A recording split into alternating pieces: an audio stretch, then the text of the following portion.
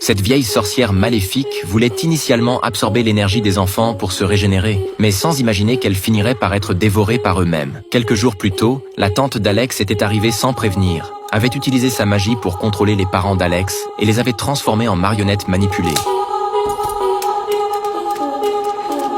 menaçant le garçon de faire mourir ses parents s'il n'obéissait pas à ses ordres sans réserve. Depuis lors, chaque après-midi après l'école, Alex allait d'abord au supermarché acheter des conserves, puis rentrait précipitamment chez lui pour nourrir avec la plus grande prudence ses parents complètement insensibles. Cette nuit-là, dans une pièce sombre et mal éclairée, Alex avait vu sa tante évanouie de faiblesse par terre, qui lui avait dit d'une voix affaiblie qu'elle était gravement malade et que les hôpitaux ne pouvaient plus rien pour elle, avant de lui proposer une condition. Si Alex parvenait à récupérer un objet chez chacun de ses camarades, elle rendrait ses parents à leur état normal. Désireux de voir ses parents guérir le plus tôt possible, Alex s'était faufilé dans la classe pendant l'heure de sport pour voler les plaques d'identification sur leur casier de scolaire. Cette même nuit, la tante avait commencé à exécuter un rituel magique, avait secoué doucement la cloche qu'elle tenait en main, et tous les élèves, comme attirés par un appel magique, étaient sortis précipitamment de chez eux. C'est alors qu'Alex avait réalisé qu'il avait été trompé. Le véritable but de sa tante était